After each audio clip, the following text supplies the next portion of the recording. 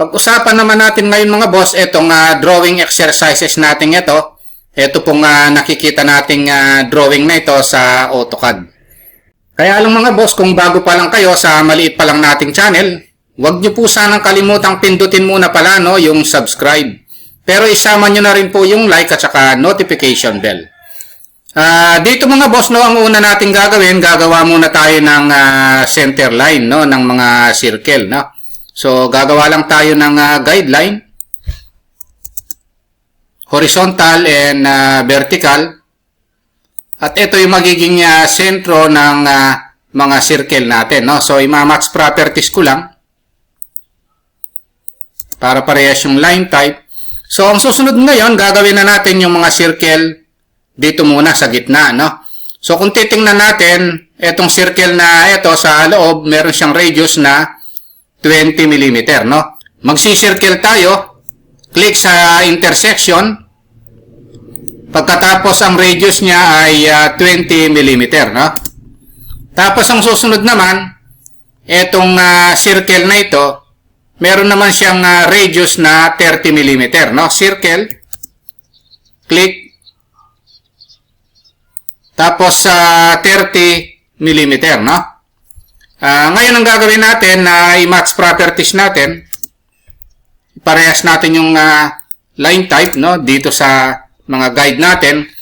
Pagkatapos ito namang circle na nakapaikot na ito, yung butas, meron siyang diameter na 8 mm, 6 sila, So gawin natin yung isa rito sa taas.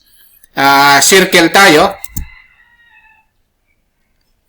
Tapos sa diameter niya, D for diameter, 8 mm, Sundan natin ito. Tapos change ko na rin yung color, bago ko i-array. Tapos i-array na natin 1, 2, 3, 4, 5, 6. Anin yan. O type natin AR. Tapos polar, o center natin dito. Number of items, 6 siya. Ayun, Then enter lang natin. Ang susunod na gagawin natin, ito namang circle na ito, Etong circle na ito, meron siyang, kung titingnan natin, meron siyang radius na 40, Circle, radius is 40 mm, Ayun siya. So, pagkatapos nito, pwede na tayong gumawa ng circle dito sa taas naman, Kaya lang magmula rito hanggang doon, 60 mm yung distance nung center nung circle na yon, So, offset tayo ng 60 mm muna. Ayun, ito yung center ng circle na ito, Which is ang diameter niya is 20 mm, So, circle,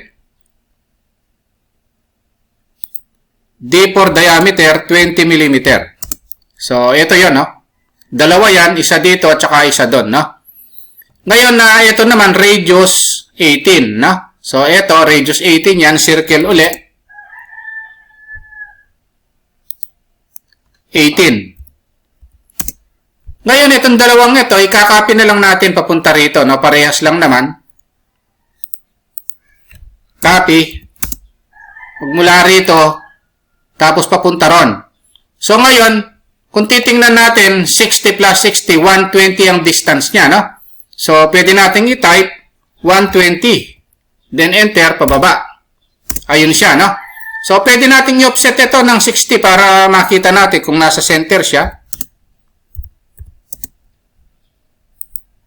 Ayun, so tama naman siya, So, 60.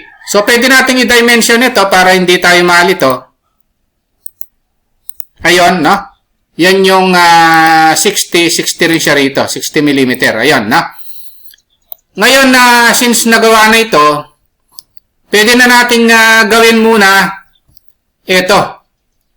Yan, magmula rito hanggang doon, 47 mm naman siya. Offset tayo, 47. Ayun, so ito yung center niya ngayon, So, i-dimension natin ito, pakita natin na 47 mm ito, Center to center. Ngayon, ang radius naman ito ay 10 mm. So, circle tayo. 10 mm. Tapos ito naman, ang radius ay 15, So, circle uli. 15 naman, no? Ayun. So, once na nagawa na yung mga circle na yan, pwede na nating gawin ngayon, ito na. Itong paarak na ito, no? Actually, circle ito, tangent radius, na yung radius niya is 100 mm yan, no? So, circle, tangent radius, na-discuss naman natin yan. Tangent siya rito, ang radius is 100 mm, no? Then, enter. Ito siya. So, ititrim natin ngayon. Ito, dahil hindi natin kailangan ito lang yung kailangan natin, no? Ayan yung circle na ito, no? Na 100 mm yung radius. Ngayon, gawin na natin itong arc na ito, pero circle ito na pinutol lang o tinrim, no? So, radius is 10, no? Circle. Pagkatapos sa tangent radius pa rin, tangent siya rito, ang radius ay 10 mm, no? Ayun. So, i-trim na natin. Ayun, no? So, gawin na rin natin ito. Radius is 10. Circle. Tangent radius. Tangent siya rito, tangent siya ron. Ang radius is 10 mm din. O, i-trim na rin natin para hindi tayo malito mamaya. Ayan. So, gawin na rin natin ito at saka ito. So, 10 mm din itong mga ito, no? So, circle, tangent radius, tangent siya rito, tangent siya ron, 10 mm din. Circle, tangent radius, tangent siya rito, tangent siya ron, 10 mm din. O, saka na natin i-trim, no? So, ayan yung mga diniscuss nating command before, mga boss, no? I-practice nyo yung mga diniscuss natin yan. Dito sa mga exercises natin, magagamit natin yung mga yan, no? So, ngayon, magtitrim na tayo. Yung mga hindi kailangang arc, no? Ititrim natin. Ayun, no? Tapos, ito naman, yung nasa loob na ito, ititrim na rin natin. Gagayahin natin yon, no? Boundary, ito at saka ito. Ititrim natin yung nasa loob. Ito, hindi natin kailangan yon. So, kung titingnan natin ngayon mga boss, hawig na siya, no? Dito, no? So, kulang na lang siya ng dimension, no? So, kailangan tatama yung mga dimension na gagawin natin, hahawig siya rito, no? So, dimension linear muna tayo. Check natin ito kung magiging 60, center to center. O, tumama siya, no? 60 mm, ayun, 60 mm.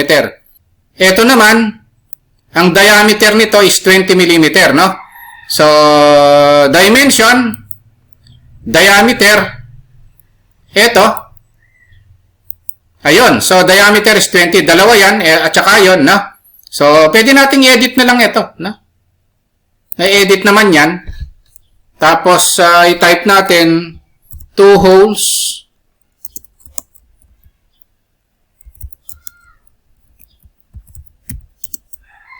yung diameter, percent, C. Ayan, na. Tapos, 20. Ayan yan.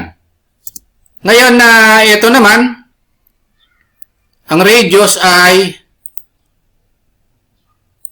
100 mm. Ayun, tumama siya, no? Radius nito, 10. O, tumama na naman siya. Parehas lang nito. Radius is 10 din, no? Tapos, ito naman, radius 10 din, no? Radius 15. Tapos, radius 18 nito. So, tumatama naman, no? Tapos, ito naman, radius 30. Ayun, no? Radius 40 naman ito. Ayun, no? So, radius 40.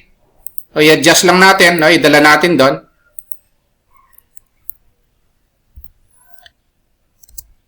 Ito naman, radius 20, no?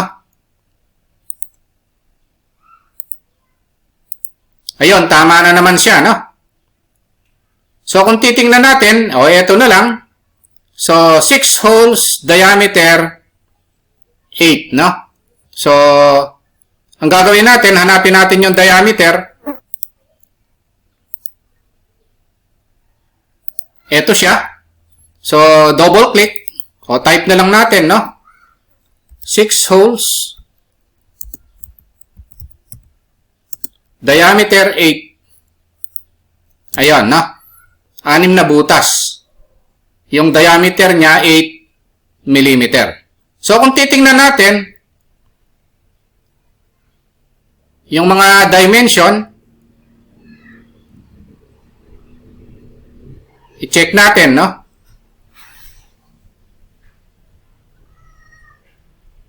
Okay, so kumpleto na, no? Pati dimension, and then na-drawing na natin, wala nang kulang. Okay, ayun lang mga boss, no? Kung nagustuhan nyo itong video natin, huwag nyo po sanang kalimutang pindutin muna pala, no? Yung subscribe dito sa maliit pa lang nating channel. Isama nyo na rin po yung like at saka notification bell. Thank you very much at God bless po sa inyong lahat.